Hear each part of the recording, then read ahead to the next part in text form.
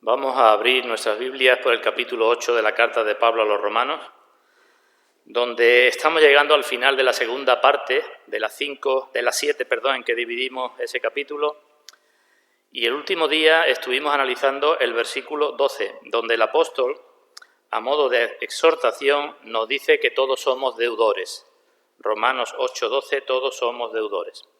Antes, a partir del versículo 5, nos ha hablado de la diferencia entre los creyentes y los incrédulos. Después, a partir del versículo 9, se ha dirigido a los cristianos y ha dicho, pero vosotros no sois como los incrédulos. Y ha dicho una serie de cosas extraordinarias acerca de los cristianos, que tienen el Espíritu de Cristo en ellos, que tienen un cuerpo que está muerto, que tienen la esperanza segura de que sus cuerpos serán glorificados y vivificados. Y ahora, en el versículo 12 y en el versículo 13, a modo de exhortación o como consecuencia de todo lo anterior, pues tenemos lo que aquí se nos dice. Y lo que se nos dice, repito, en primer lugar es que somos deudores. Si tenéis abierto ya Romanos 8:12, comienza ahí diciendo el apóstol, así que, es decir, a la vista de todo lo que he dicho anteriormente acerca de los creyentes y los no creyentes, a la vista de lo que sois, a la vista de lo que se ha hecho en vosotros, a la vista de que tenéis el Espíritu, a la vista de todo lo que os he estado diciendo, por esto o por tanto, así que, y así comienza ahora la exhortación. Y lo que nos dijo el día anterior, lo que vimos en el versículo 12, es que todos somos grandes deudores, pero grandes deudores de Dios, no deudores a la carne. Deudores de Dios, decíamos, por muchas razones. Deudores de Dios porque nos ha creado, deudores de Dios porque nos ha preservado nuestra vida hasta aquí, deudores de Dios por todo lo que nos ha dado, porque tenemos mucho más que sustento y abrigo, deudores de Dios por las bendiciones comunes que tiene todo el mundo, pero sobre todo los cristianos, mucho más que deudores, decíamos. ¿Nos acordamos de eso? Cuando pensemos en el versículo al final del capítulo 8 que dice somos más que vencedores, dije, debemos tener presente también que somos más que deudores a Dios por la salvación, por el fundamento de la salvación, por la seguridad de la salvación, por todas las bendiciones adicionales que llegan a los cristianos, muy superiores a las que llegan a las personas normales, por la esperanza de la salvación segura, somos más que deudores a Dios. Así que esta es una razón muy poderosa, que somos deudores a Dios y no a la carne, para que los cristianos no vivamos según la carne. Hay una razón para que no vivamos según la carne, que es una razón, podemos decir, por deuda. Lo digo de otra manera que nos entendamos. El que tiene deudas, y sobre todo si las deudas son grandes, por lógica, no debe vivir de una determinada manera, sino de otra. Hay una razón que es por deuda, y el Señor nos está diciendo, debéis de vivir según el Espíritu por la deuda que tenéis delante de Dios. El que tiene una deuda muy grande no vive de cualquier manera, no se compra cosas, porque si no la deuda va aumentando, no hace grandes compras, ni grandes viajes, ni grandes nada, porque tiene una deuda que tiene que pagar, ¿verdad? Así que hay una razón por deuda por la que debemos vivir para el Señor.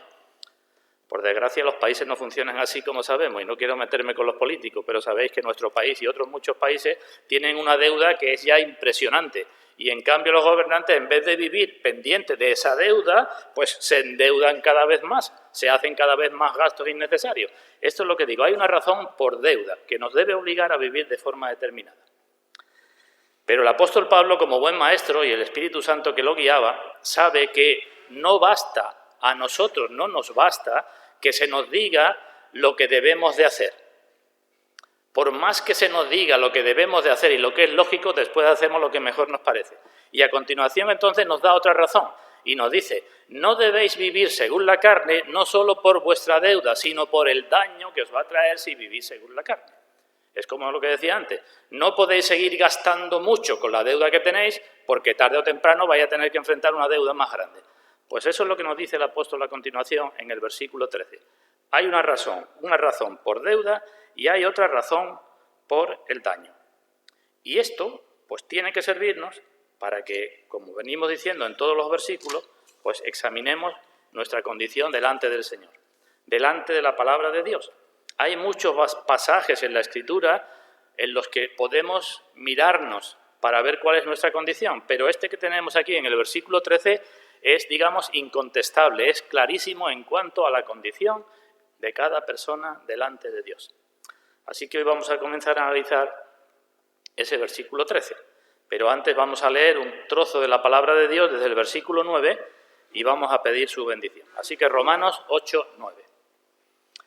Una vez que el apóstol ha dicho la diferencia entre los creyentes y los incrédulos, ahora se dirige a los creyentes y dice: «Mas vosotros no vivís según la carne, sino según el Espíritu, porque ya que el Espíritu de Dios mora en vosotros. Y si alguno no tiene el Espíritu de Cristo, no es de él. Pero si Cristo está en vosotros, el cuerpo en verdad está muerto a causa del pecado, mas el Espíritu vive a causa de la justicia».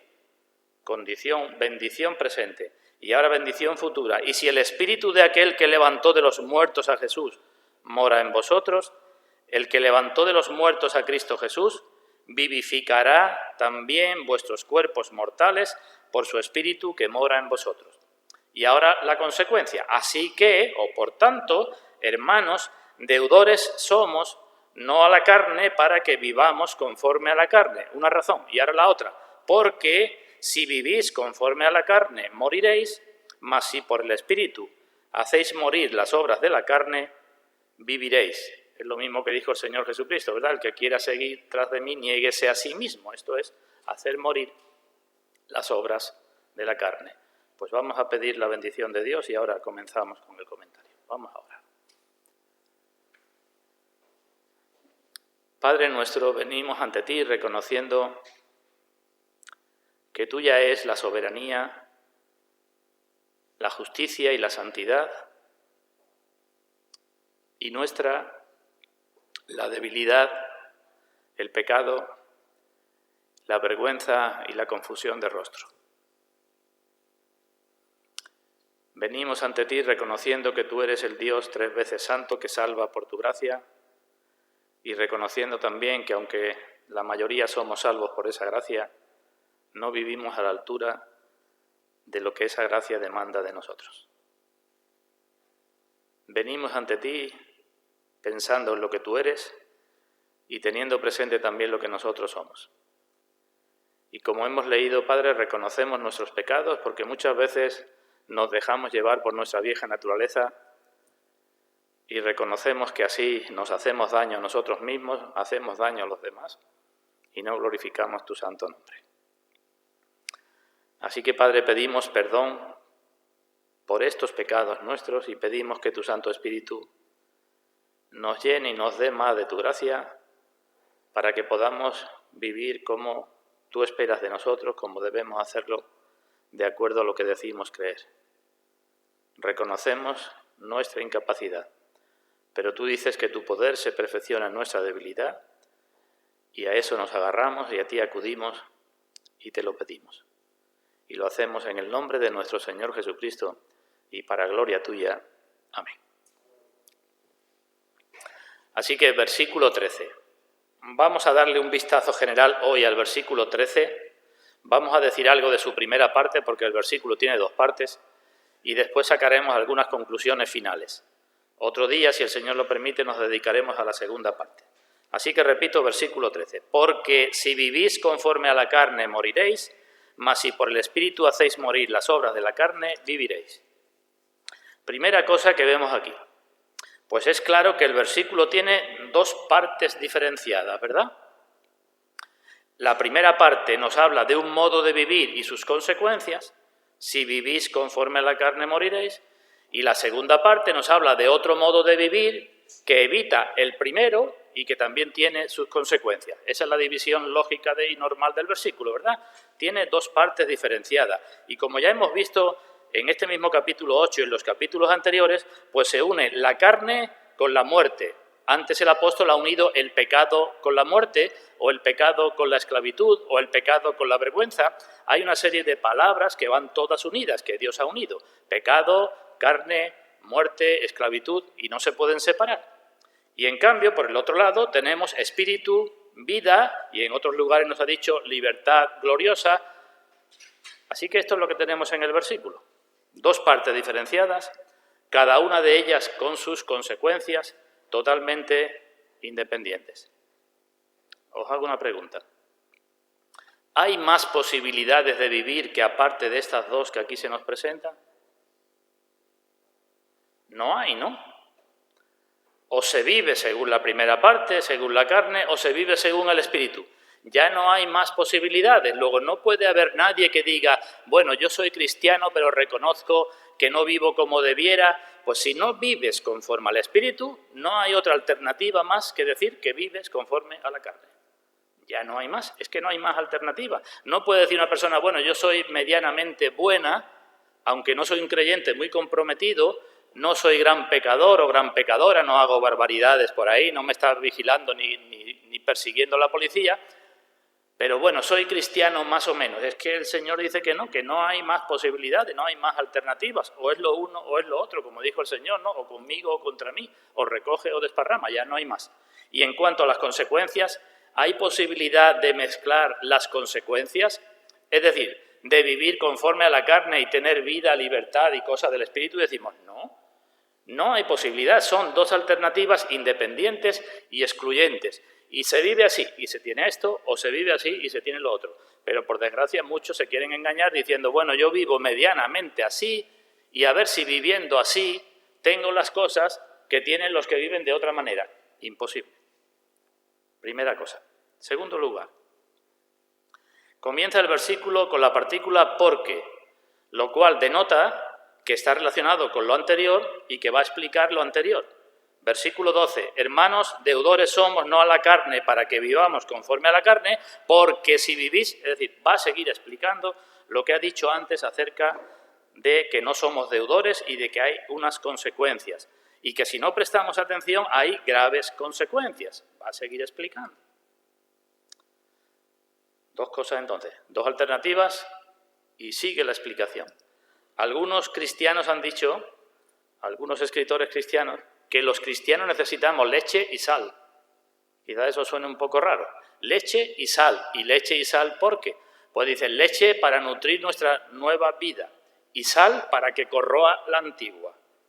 Y aquí, en este versículo, tenemos, creo, la sal para que corroa nuestra antigua naturaleza. Porque si vivís conforme a la carne, si os dejáis llevar conforme a la carne, moriréis. Otra cosa más a modo de introducción.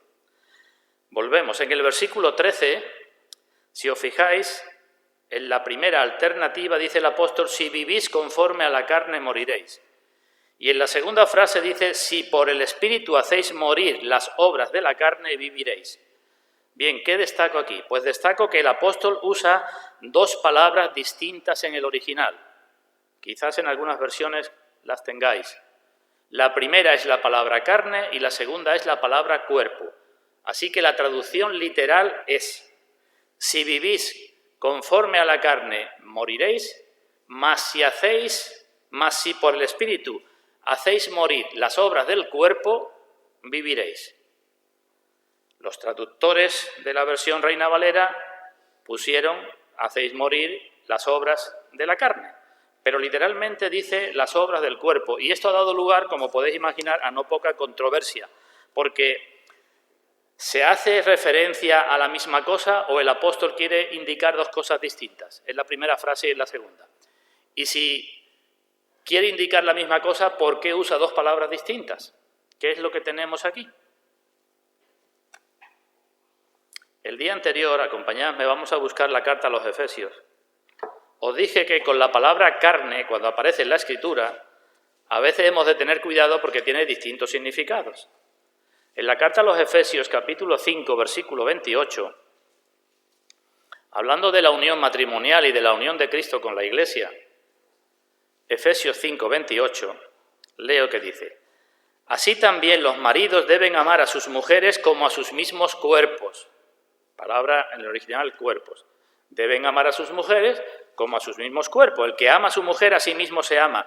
Y dice, porque nadie aborreció jamás a su propia carne, sino que la sustenta y la cuida, como también Cristo a la Iglesia. Así que en el versículo 28 utiliza la palabra cuerpo y en el versículo 29 la palabra carne. Pero es claro que está haciendo referencia a lo mismo.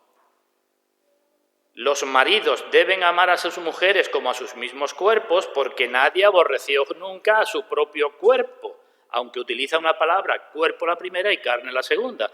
Porque dije el otro día que si esto lo entendiéramos como carne, como naturaleza carnal, en realidad para el cristiano es todo lo contrario, porque el cristiano aborrece su carne. El cristiano aborrece su naturaleza carnal, pero no aborrece su cuerpo, que tiene que cuidar porque es el templo del Espíritu Santo. Así que aquí el apóstol utiliza las dos palabras, pero con el significado de cuerpo. Utiliza la palabra carne dándole el sentido de cuerpo. Y después sigue diciendo como Cristo a la Iglesia, porque somos miembros de su cuerpo, ¿vale? Bueno, pues en Romanos, capítulo 8, versículo 13, tenemos lo contrario. Que el apóstol utiliza también la palabra carne y la palabra cuerpo, pero es obvio por el versículo anterior y por muchas cosas que podemos decir que está haciendo referencia a hacer morir las obras de la carne.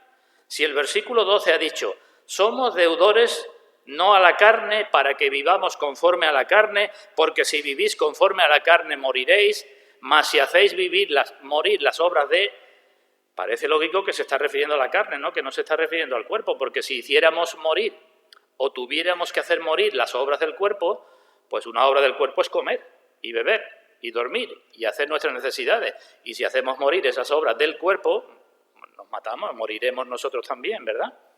Así que no se refiere ahí a las obras del cuerpo, y por eso algunos traductores han dicho, en vez de traducirlo literalmente, que puede dar lugar a confusión, vamos a poner el sentido, porque el sentido es que tenemos que hacer morir las obras de la carne. Esas obras de la carne, acompañadme a la carta a los Gálatas, aparece pues de forma muy clara en otros lugares. Podemos buscar carta a los Gálatas, capítulo 5. Gálatas, capítulo 5, versículo 19. Dice Pablo, y manifiestas son las obras de la carne. Manifiestas, evidentes, son las obras de la carne, que son adulterio, fornicación, inmundicia, lascivia. Estas son las obras, según Pablo en Romanos 8:13, que debemos mortificar, que debemos hacer morir por el Espíritu. Las obras de la carne, que son manifiestas, no las del cuerpo en general, no las de todo el cuerpo. ¿Cuáles son? Idolatría, hechicería, enemistades, pleitos, celos, iras, contiendas, disensiones, herejías, envidias, homicidio, borracheras, orgías, dice, y cosas semejantes a estas. Es decir, las obras de la carne que tenemos que hacer morir por el Espíritu son mucho más numerosas. Estas y otras semejantes a estas. Y sigue diciendo el apóstol, acerca de las cuales os amonesto, como ya os lo he dicho antes, que los que practican tales cosas no heredarán el reino de Dios. Esto es otro modo de decir que si vivimos según la carne, moriremos. Es exactamente igual, ¿no? O que si hacemos morir las obras de la carne por el Espíritu, viviremos. ¿Veis? No puede estar enseñando en un sitio una cosa, en otro otra cosa distinta. Así que, aunque hay palabra carne y palabra cuerpo, creo que es claro que se está refiriendo a que tenemos que hacer morir las obras de la carne. En cuarto lugar, vamos de nuevo a Romanos 8:13. Estamos viendo la visión esta general del versículo. Si nos fijamos, las dos alternativas, las dos frases comienzan con un condicional. Porque si vivís conforme a la carne, moriréis. Mas si por el Espíritu hacéis morir las obras de la carne, viviréis. Esto en principio no debía plantear ninguna dificultad, pero por estos sí condicionales han surgido o hay tres errores, hay personas que defienden tres errores, tres doctrinas que no son bíblicas, agarrándose a este y a otros pasajes parecidos a este. No me voy a detener mucho en esto, pero quiero destacar los errores. Fijaos, si no prestamos atención a lo que nos viene diciendo el apóstol, a lo que es el contexto y lo que es la enseñanza de toda la Biblia, pues podríamos decir aquí, en primer lugar, un error, que la salvación es por obras. Porque podríamos decir, si hacéis esto moriréis y si hacéis esto viviréis. Si no prestamos atención a nada más, decimos, pues entonces la salvación no es por fe, es por obras, porque dice el apóstol que si hago esto vivo y que si hago esto muero. Y eso es un error, ¿veis? Otro error que sale de aquí, que la salvación se pierde. Porque hay algunos que dicen, puedo estar viviendo según el Espíritu mucho tiempo, pero si luego me pongo a vivir según la carne, pues entonces muero y la salvación se pierde. Otro error. Y otro tercer error, que hay creyentes carnales, que una vez han estado viviendo en el Espíritu y que después, por la razón que sea, empiezan a vivir en la carne y entonces son creyentes carnales. Digo, no me voy a detener en eso porque ya hemos hablado de esos asuntos mucho tiempo, pero basta con leer lo que dice el apóstol en esta carta o en otro de sus escritos para comprobar que este tipo de razonamiento es falso. Tenéis abiertos Romanos, ¿no? Miremos un momento lo que nos ha venido el apóstol diciendo desde el capítulo 3, por ejemplo. Romanos capítulo 3, versículo 28.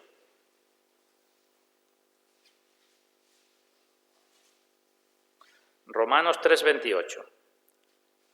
Concluimos, después de un razonamiento, pues que el hombre es justificado por fe sin las obras de la ley. Está claro, ¿no? El hombre es justificado por fe sin las obras de la ley. Capítulo 4, versículo 2. Porque si Abraham fue justificado por las obras, tiene de qué gloriarse, pero no para con Dios. No hace falta que leamos más, ¿no? Romanos capítulo 5, versículo 1. Justificados pues por la fe, no por las obras, tenemos paz para con Dios por medio de nuestro Señor Jesucristo. Así que no podemos coger Romanos 8, 13 para decir que la salvación es por obra, porque el apóstol ha venido enseñando en toda la carta y en todos los escritos del Nuevo Testamento están que la salvación es por fe. Segundo error, que la salvación se pierde. ¿Cómo es posible esto si, por ejemplo, en el capítulo 8, versículo 1, el apóstol ha dicho, ahora, ninguna condenación hay para los que están en Cristo Jesús? Eso es seguridad de salvación, ¿no? El que está en Cristo Jesús, ahora ninguna condenación hay ni habrá más adelante. Luego la seguridad de la salvación es cierta. No podemos decir que la salvación se pierde porque una vez vivimos conforme a la carne y otra vez conforme al Espíritu. Y en cuanto a los creyentes carnales, ya hemos hablado también de esto. Las personas que piensan en las cosas de la carne, que se ocupan de las cosas de la carne, que viven conforme a la carne, que su tenor, digamos, toda su vida está enfocada en la carne, no es que sea un creyente carnal, es que no es creyente. Simplemente. No hay creyentes carnales y creyentes espirituales. Todos los creyentes tienen al Espíritu y todos los creyentes se dedican y piensan y viven conforme al Espíritu. Eso no quiere decir que la naturaleza carnal no esté, ya lo hemos hablado. La naturaleza carnal está y hay sus luchas. Pero no deja uno guiarse completamente por la naturaleza carnal, sino que está luchando y el Espíritu cada vez dará más victoria en esas luchas.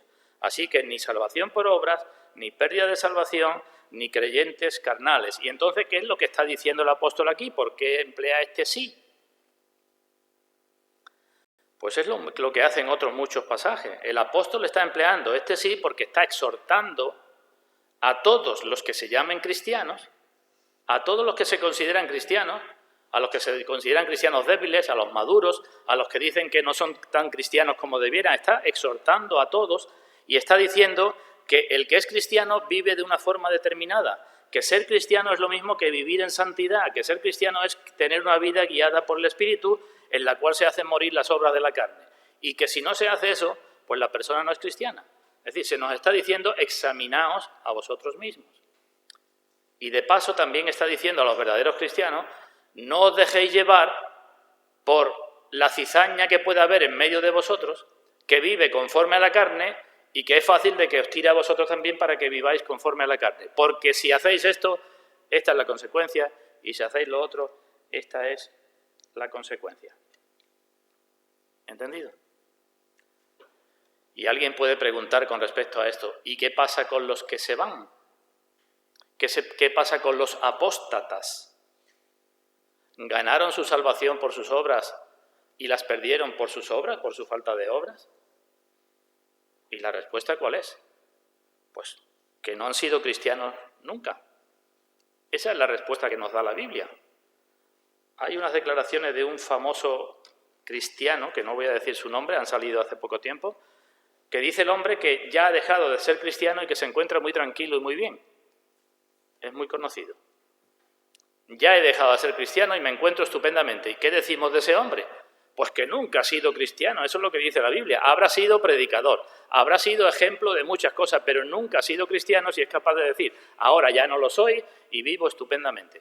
Eso es lo que nos dice la Escritura. Acompañadme, por ejemplo, a segunda carta del apóstol Pedro, capítulo 2. Segunda de Pedro, capítulo 2.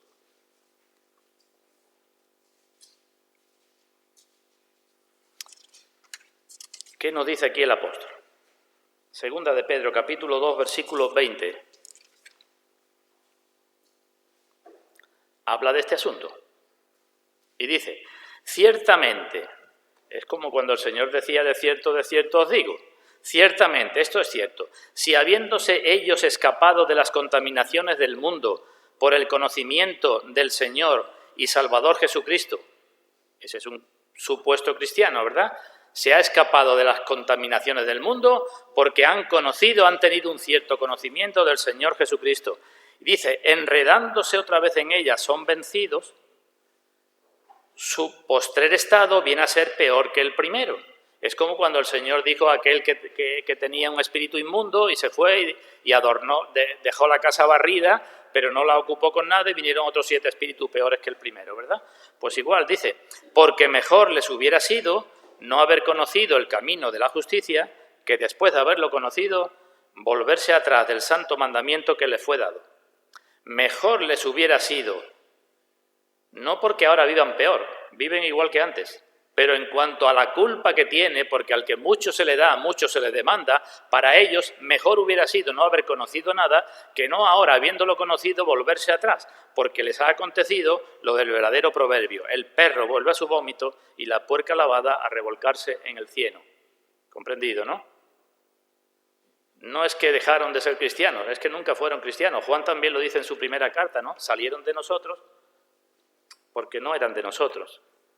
Porque si hubieran sido de nosotros, hubieran permanecido con nosotros. Y hay muchos pasajes en la Escritura similares a este que muchas personas, como dice Pedro también en su carta con respecto a los pasajes de Pablo, los inconstantes tuercen. Muchos pasajes en la carta a los hebreos, las palabras del Señor Jesucristo, muchos pasajes que si perdemos de vista toda la enseñanza de la Biblia, pues parece que está diciendo que la salvación se gana o se pierde por obra y que uno se puede estar de cristiano hasta los 80 años y cuando te vas a morir entonces pues haces algo malo y vas y te condenas y ya no tienes remedio. Esa no es la enseñanza de la Biblia. El Señor dijo, el que persevere hasta el fin será salvo, ¿verdad? ¿Y eso qué significa? ¿Que nos salvamos por obras? El que persevere hasta el fin será salvo. Por tanto, el que no persevere hasta el fin no es salvo. ¿Quiere decir que nos salvamos por obra? Y la respuesta es no. Quiere decir que el cristiano verdadero es el que persevera hasta el fin. Y el no cristiano, pues no persevera. Llegará un momento en su vida donde se irá. Con vuestra paciencia ganaréis vuestras almas. ¿Qué significa eso? ¿Lo mismo de antes, salvación por obra? No, con vuestra paciencia, con vuestra perseverancia, significa, con vuestra constancia, ganaréis vuestras almas. Y entonces, si no tengo constancia, la he perdido, antes la ganaba ya. No, de nuevo, el verdadero cristiano tiene perseverancia, tiene constancia. Y volvemos a Romanos 8:13, a esta visión general, la quinta cosa que iba a decir. Esto que acabo de decir, de que hay 2 alternativas, de que hay 2 consecuencias, de que la salvación no se pierde y de que aquí está haciendo el apóstol una exhortación, se ve también por el cambio de persona que el apóstol utiliza. En el versículo 12, el apóstol dijo, deudores somos, no a la carne, y se incluyó en el grupo de cristianos, porque todos, él decía, yo también me incluyo, somos deudores a Dios, porque somos criatura suya y porque hemos sido salvos, todo lo que recordaba antes. Somos deudores, pero ahora el apóstol en el versículo 13 no se incluye, se quita de en medio y dice, porque si vivís, no dice porque si vivimos, sino porque si vivís vosotros conforme a la carne moriréis, y si por el Espíritu hacéis morir vosotros, no yo, hacéis morir vosotros las obras de la carne, viviréis. ¿Por qué hace el apóstol esto? ¿Por qué una vez se mete y otra vez se excluye? Y la respuesta la tenemos en sus mismos escritos. Porque en relación con este asunto, el apóstol ya vivía conforme el Espíritu haciendo morir las obras de la carne. En otro sitio dice, sed imitadores de mí como yo soy de Cristo. Y en otro sitio, si queréis lo buscamos, en primera carta a los Corintios, en el capítulo 9, donde nos pone el ejemplo del atleta, del corredor y del que lucha. Primera Corintios, capítulo 9, versículo 26, dice, así que yo, ahora está hablando de él, yo de esta manera corro. Tenemos que correr con paciencia la carrera que tenemos por delante. ¿Cómo? Mortificando las obras de la carne. Y dice Pablo, y yo de esta manera corro. Por eso os digo a vosotros, pero si vosotros vivís de otra manera, pero yo de esta manera corro. No como a la aventura, de esta manera peleo, no como quien golpea al aire, sino que golpeo mi cuerpo y lo pongo en servidumbre. ¿Eso qué significa? Aquí tenemos de nuevo la disyuntiva entre la palabra cuerpo y la palabra carne. ¿Qué significa golpeo mi cuerpo y lo pongo en servidumbre? No es lo que creyeron algunos monjes antiguos que se la flagelaban y que hacían barbaridades con sus cuerpos. Golpeo mi carne y la pongo en servidumbre. Mortifico las obras de la carne. Eso es lo que hace el apóstol. Y como lo hace, pues aquí en Romanos 8:13 dice, pero vosotros debéis de hacer esto. Esto es lo que tenemos en todas las epístolas. Todas las epístolas, todas las cartas del Nuevo Testamento tienen una parte doctrinal y después una parte de aplicación práctica donde a veces los escritores se incluyen y donde a veces no se incluyen. Se sacan fuera y le dicen a los cristianos, vosotros, esto es lo que se espera de vosotros. Pablo lo dirá más adelante en el capítulo 12. Presentad vuestros cuerpos. Y se lo dice a los demás. ¿Y por qué no dice presentemos? Y la respuesta es de nuevo porque Pablo en otra de sus cartas dice que ya él lo ha presentado, que él está crucificado con Cristo y que ha muerto al mundo y que el mundo está muerto para él. No tiene necesidad de decir presentemos, sino hace la exhortación. Podemos buscar otro pasaje. Veamos en primera carta del apóstol Pedro, capítulo 2. Primera Pedro, capítulo 2, versículos 11 y 12.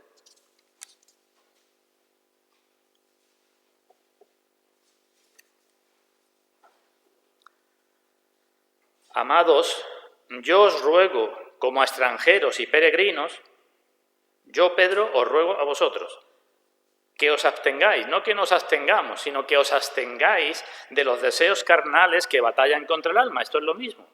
Que os abstengáis, que los mortifiquéis de los deseos carnales que batallan contra el alma, manteniendo buena vuestra manera de vivir entre los gentiles. Y en el capítulo 4, esa misma carta,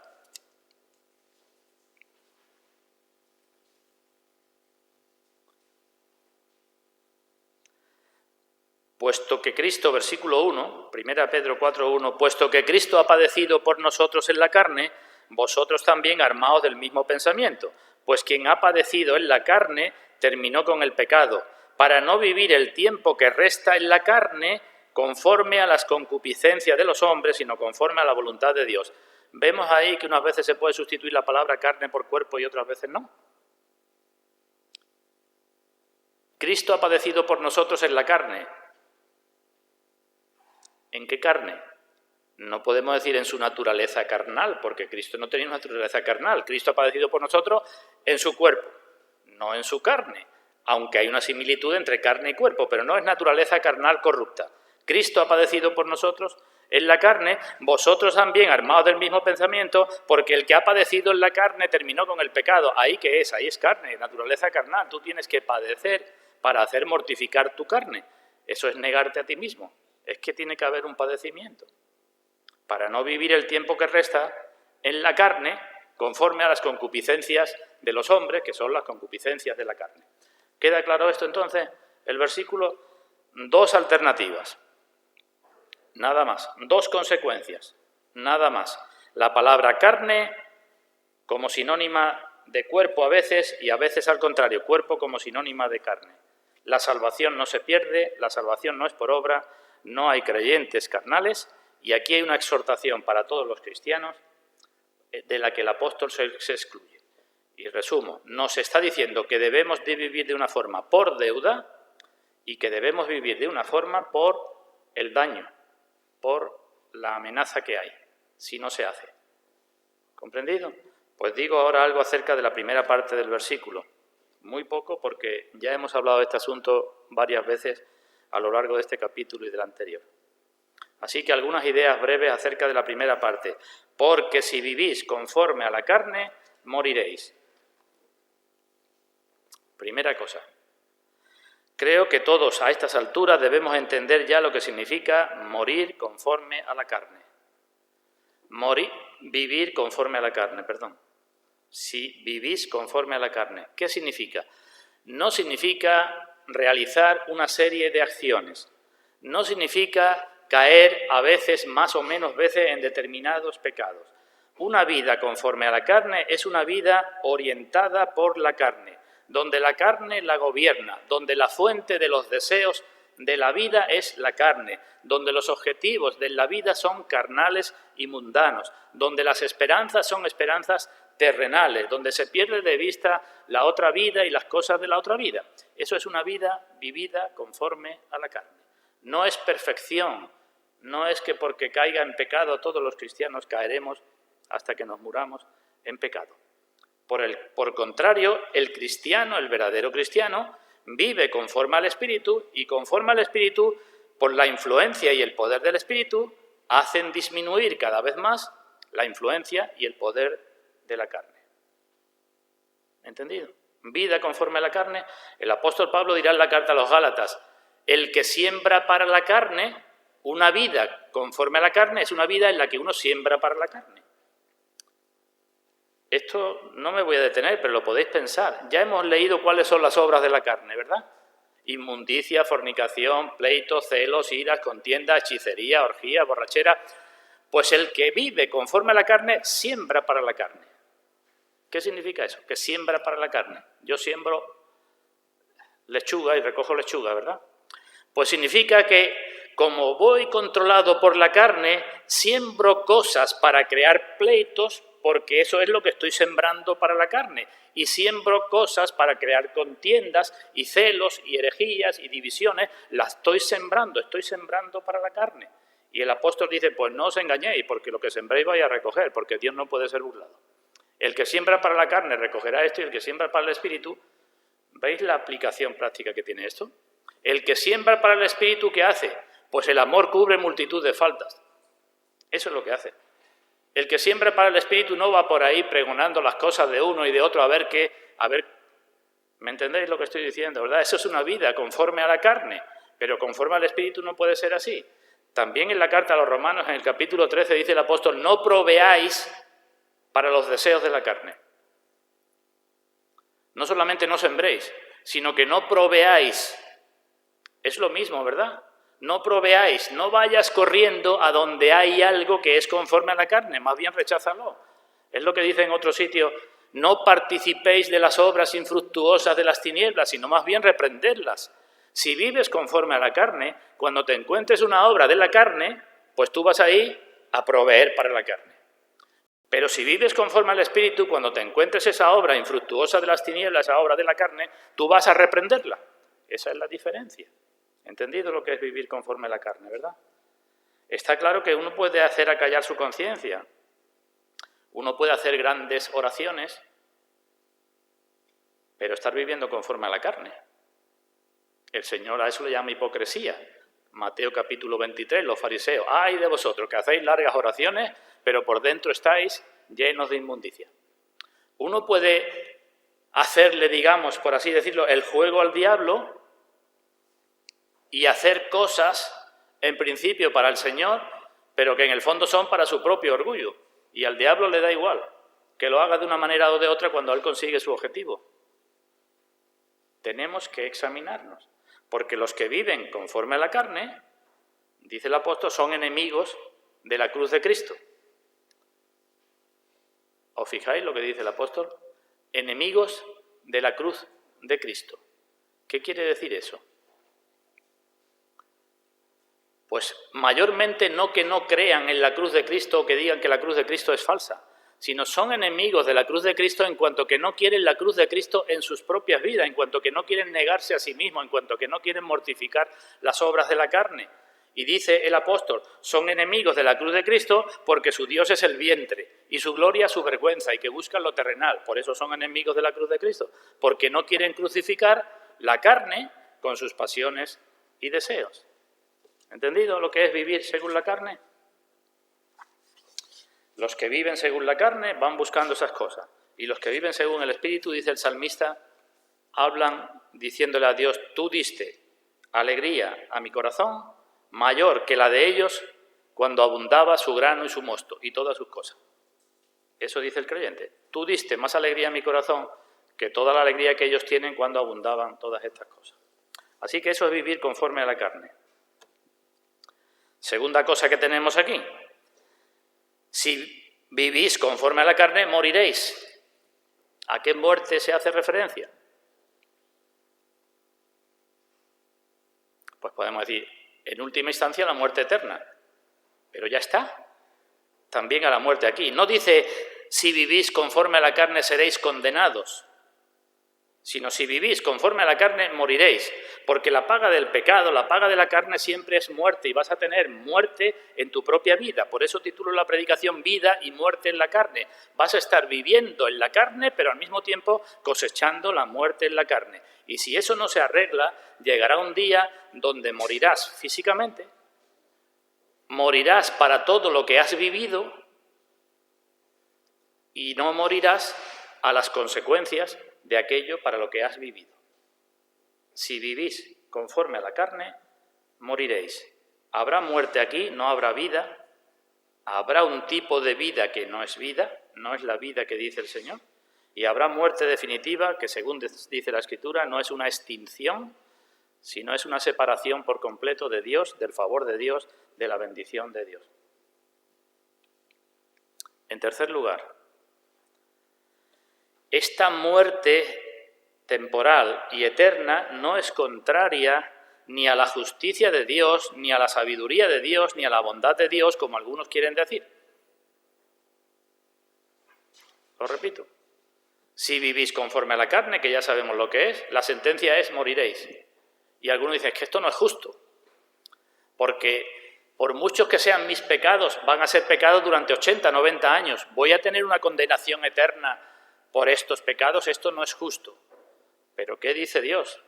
Desde el principio Dios dijo, ciertamente el día que de él comieres, morirás. El día que pecares, morirás. Esa es la ley de Dios, esa es la justicia de Dios. Y Dios no va a cambiar ahora su ley y va a decir, como no has pecado hasta 500 millones de veces, sino que te quedaste en 450 millones, entonces no te preocupes. No es eso. Todos los pecados son ofensas contra Dios, contra el justo Dios, y además cuando estén los que estén en el infierno seguirán pecando. Así que no hay injusticia en Dios. Ni va en contra de la bondad de Dios, como algunos también dicen, es que el Dios bondadoso, eso es lo que algún día veremos en el capítulo 9 de Romanos. ¿Hay injusticia en Dios? ¿No hay bondad en Dios? Claro que hay bondad en Dios. Si Dios nos advierte, si Dios nos castiga, si Dios nos amenaza para que escapemos de la muerte eterna, ¿cómo podemos decir que Dios no es bueno?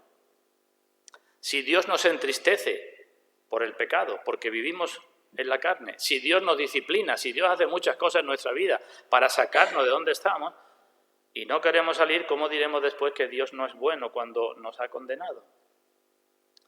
O que Dios no es sabio. ¿Nuestra propia sabiduría no ve lógico que el pecado y la maldad se castiguen?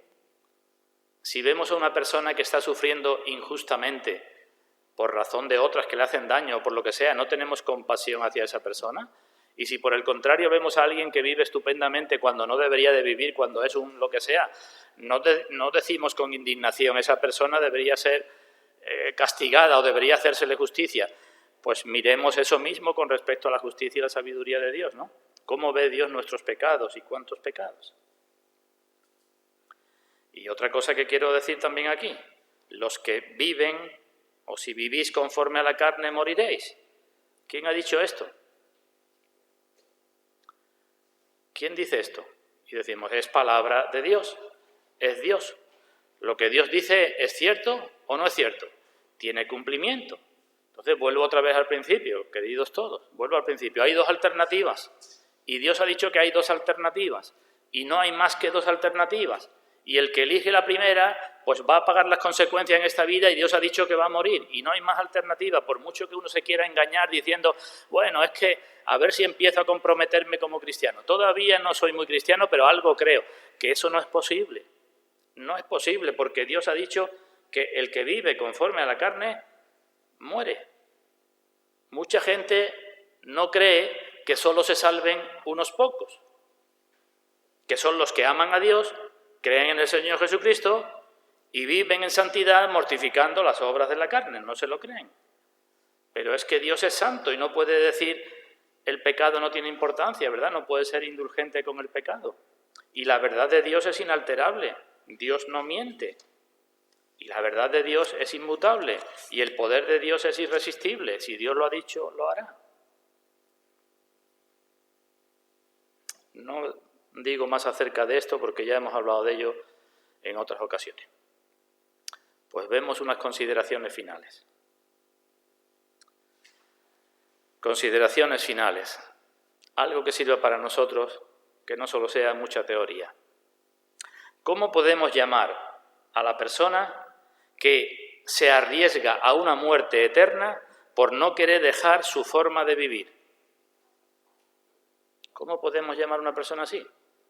Que dice, bueno, Dios ha dicho que si yo vivo así moriré, pero a lo mejor no es cierto, a lo mejor creo, a lo mejor Dios es bueno y me pasa la mano, a lo mejor.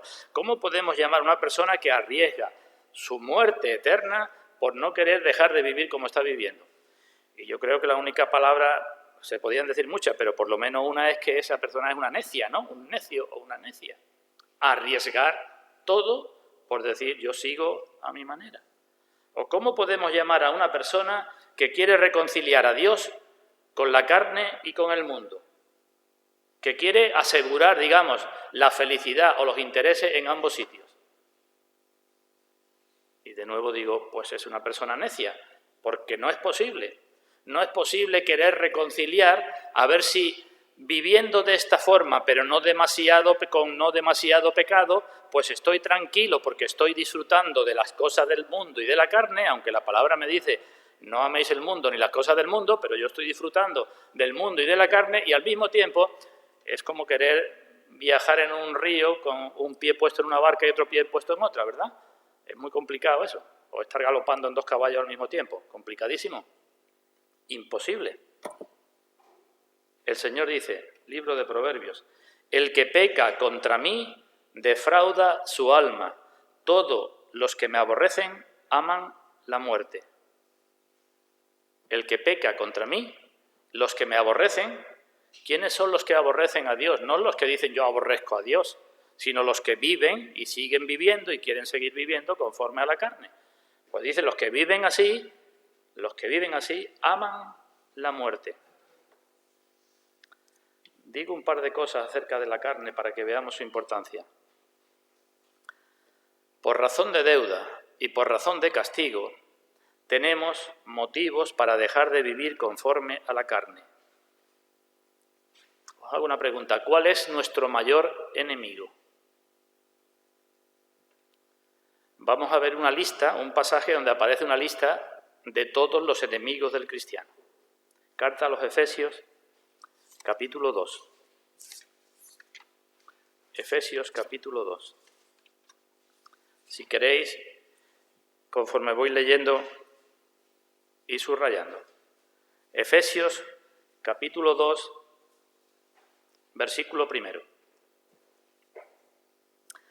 Os dio vida a vosotros cuando estabais muertos en vuestros delitos y pecados, en los cuales anduvisteis en otro tiempo. Ahí tenemos un enemigo, ¿no? Pecado, ¿no?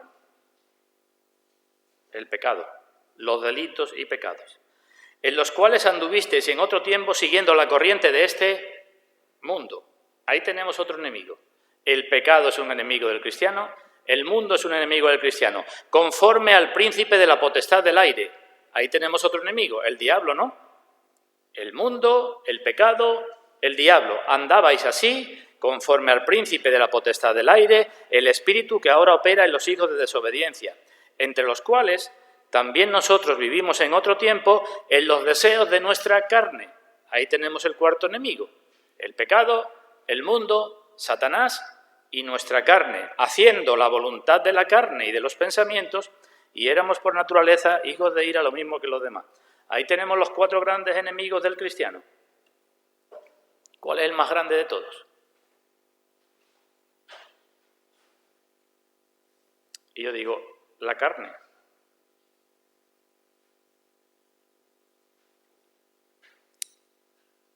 Porque si no hubiera mundo, no hubiera nada que nos influyera de fuera, no hubiera un diablo que nos tentara, no hubiera nadie que nos incitara a pecar, de nosotros, dice el Señor, del corazón salen.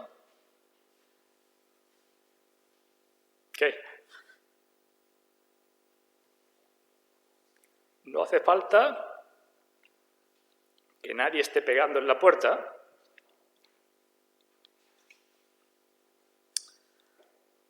Si hay alguien dentro que quiera abrir, ¿verdad? O al revés.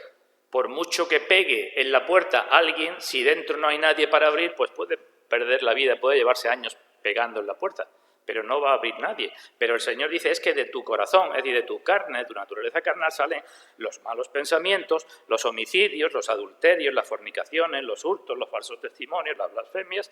Es decir, ¿la carne qué es? La carne piensa mal, porque salen los malos pensamientos. ¿Qué es lo que sucede entre los hermanos? Pues que una conversación que no oímos muy bien, o que la hemos oído bien, pero pensamos mal, eso es de la carne. La carne piensa mal, la carne es asesina, pues sí, dice el Señor que sale del corazón, salen los homicidios. Y hay muchas formas de matar a las personas. La carne es adúltera, pues es adúltera. Es fornicaria, es ladrona. Sí, dice el Señor que del corazón salen los hurtos. La carne es mentirosa, pues sí, dice que salen los falsos testimonios. La carne es blasfema, pues sí, dice el Señor que de ella salen las blasfemias. Y podíamos seguir. Otros enemigos no nos harían tanto daño si nosotros no tuviéramos nuestra carne. Por tanto, dice el libro de Proverbios, sobre toda cosa guardada, ¿guarda qué? Tu corazón. Guarda lo que hay dentro de ti sobre toda cosa guardada, porque de él mana la vida. Tenemos que guardarnos de nuestra carne, porque si nos guardamos de nuestra carne, habrá mucho menos peligro de fuera. La tentación y todo lo que venga de fuera no será tan fuerte si nosotros estamos ya fortalecidos contra nuestra carne. En la Biblia aparecen ejemplos. Nos acordamos Balaán. ¿Qué consiguió Balaán, aquel falso profeta con los israelitas, cada vez que iba a echarle sus hechizos y sus encantos, que iba a buscar agüero? ¿Qué consiguió contra los israelitas? Fue 3 veces. ¿Y qué consiguió? Nada. En vez de maldecirlo, lo bendijo. Pero ¿cómo hizo caer a los israelitas? Sigue diciendo la historia. Cuando los llevó a fornicar con las hijas de Moab. Es decir, cuando aprovechó lo que llevaban dentro. De fuera no pudo, pero por dentro, claro que sí. Así que tenemos que vigilar nuestra carne.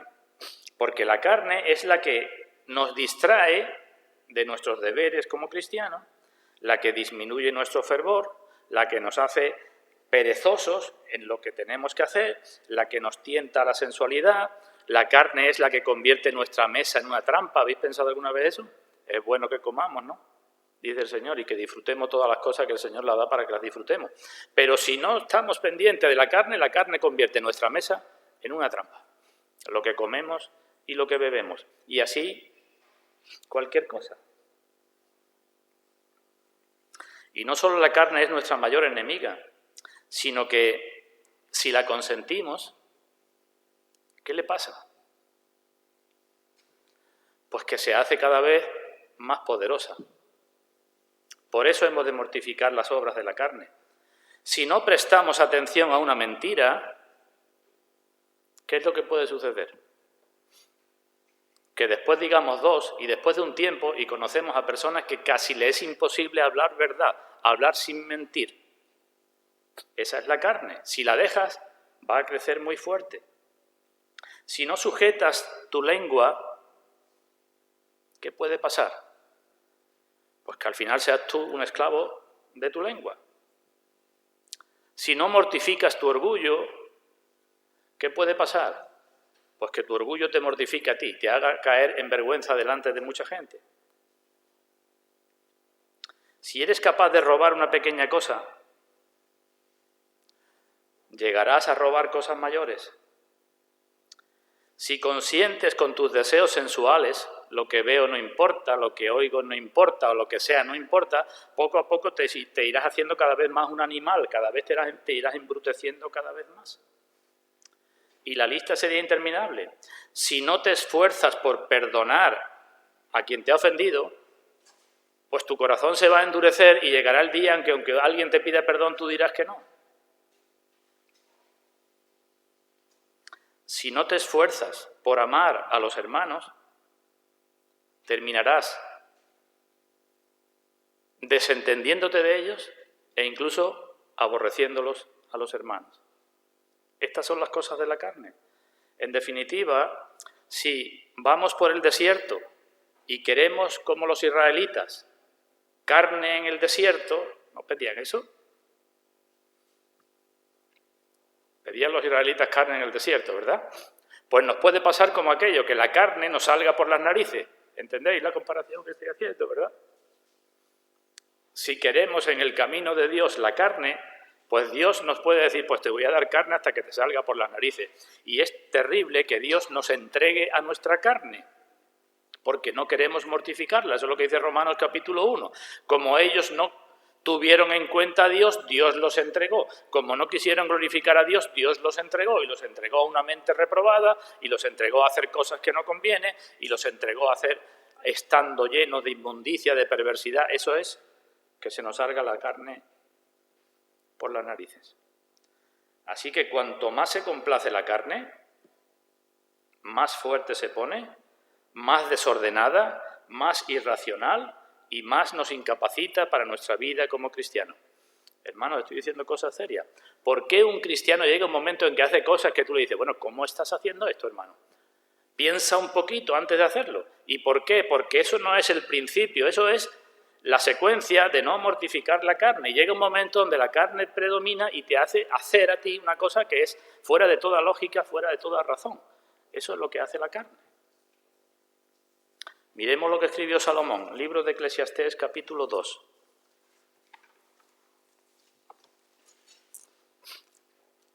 Salomón nos puede dar lecciones acerca de esto, ¿verdad? Libro de Eclesiastés, capítulo 2.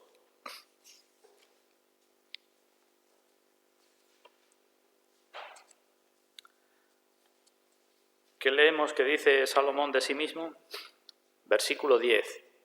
Eclesiastés 2, 10.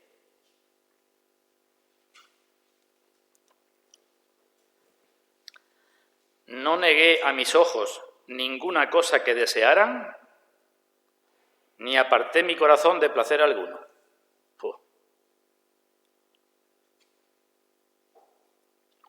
¿Y cómo le fue? Eso dice Salomón. No negué a mis ojos ninguna cosa que desearan, aunque Juan nos dice en su carta que cuidado con los deseos de los ojos, ni aparté mi corazón de placer alguno. Por eso quizás escribió también en el libro de Proverbios, darle una vuelta hacia atrás a un par de páginas, escribió lo siguiente en el libro de Proverbios, Proverbios capítulo 29. Proverbios 29, 21. Dice, el siervo mimado desde la niñez por su amo, a la postre será su heredero. ¿Entendemos esto en relación con lo que estamos hablando de la carne? La carne mimada por su amo, porque no es la carne la que nos debe esclavizar al cristiano, sino el cristiano es el que tiene que esclavizar a la carne, pero si la mimamos, ese siervo mimado por el amo, a la postre será su heredero, es decir, se va a convertir en el amo de todo. Eso es lo que sucede con la carne. Así que no tengamos en poco mortificar las obras de la carne porque es nuestra enemiga y es nuestra mayor enemiga. Podría decir más razones, digo una más rápidamente y lo dejamos. Hemos de mortificar las obras de la carne porque la Biblia nos dice que los cristianos somos muchas cosas. Y nos dice, somos extranjeros y peregrinos, ¿verdad? Como extranjeros y peregrinos, haced esto y haced lo otro. Extranjeros y peregrinos, no estamos en nuestro país. ¿De qué país o a qué país pertenecemos? Al país donde están los espíritus de los justos hechos perfectos, donde esperamos que nuestro cuerpo sea glorificado. Pues entonces no tiene mucho sentido que tú no mortifiques las obras de la carne, porque eres extranjero y peregrino. Antes he leído el apóstol Pablo, somos atletas, somos luchadores, somos corredores. Pues un luchador, un corredor, de todo se abstiene, no puede comer ciertas cosas, no puede beber ciertas cosas, no se puede permitir ciertas cosas para su carne que otra gente se lo permite. Gente del mundo se pueden permitir ciertas cosas y decir, bueno, no es tan malo, pero un cristiano no se lo puede permitir. Lo dejamos. Digo que hay más motivos, pero con estos son suficientes. La cosa fundamental, por tanto, que tenemos necesidad de examinarnos para ver cuál es el principio predominante en nosotros, para ver cuáles son las cosas que más nos gustan y nos atraen, cuál es nuestra tendencia, si las cosas de abajo o las cosas de arriba. Os leo unas últimas palabras de Richard Baxter. Este hombre escribió un libro que se llama El pastor. En algunas editoriales lo han puesto el pastor renovado y otras lo han traducido como el pastor reformado. Pero la idea es esa, es el pastor que se renueva. Y el libro es muy bueno no solo para los pastores, sino para todos los cristianos. Podría llamarse el cristiano renovado. Pues este hombre, entre otras cosas, escribió lo siguiente. Dice, cuídense mucho de no vivir en aquellos pecados contra los cuales predican a otros. Cuídate mucho, si eres cristiano, de no vivir en aquellos pecados contra los que tú predicas a otros. Vas a proclamar el poder soberano de Dios y al mismo tiempo condenar ese poder porque eres rebelde en tu propia vida, es de lógico, ¿verdad? Tú dices, Dios es el soberano que hace lo que quiere y que me salva y tú vas a proclamar el poder soberano de Dios siendo rebelde en tu propia vida. Sigue diciendo, si el pecado es maldad, ¿es o no es? Pregunta este hombre, ¿por qué vives en él? Y si no lo es, ¿por qué intentas convencer a otros de que no lo cometan? Si es maldad, no puedes vivir en él. Y si no lo es, deja de decirle a la gente que no lo cometa, porque no es maldad. Sigue diciendo, si el pecado es peligroso, ¿cómo te arriesgas a caer en él? ¿Cómo te acercas? Y si no es peligroso, ¿por qué no se lo dice a los demás? Que no pasa nada. Si las amenazas de Dios son verdaderas, dice, ¿por qué no las temes? Y si son falsas, ¿por qué le pones a los hombres la molestia de que las consideren? ¿Son verdaderas o no son verdaderas? Dice, ¿acaso los labios que censuran, calumnian y murmuran contra el prójimo, pueden pronunciarse en contra de estas cosas y otras semejantes en los demás? ¿Entendéis la frase? Si tú censuras y murmuras contra el prójimo, ¿tú dices que estás en contra de estas cosas y otras semejantes cuando la ves en otros? Es lo mismo que dice Romanos, el apóstol en Romanos capítulo 2. ¿Tú qué enseñas, no te enseñas? Termina diciendo, bueno, el párrafo que he cogido, oh hermanos, es más fácil reprobar el pecado que vencerlo. Y hay muchos sastres que se visten de harapos.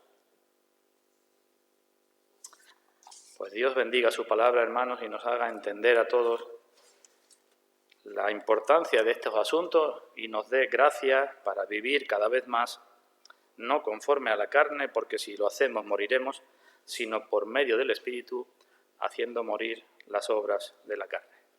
Podemos pedirle esto para nuestra bendición, la de muchas personas y también para la gloria de su nombre. Que así sea.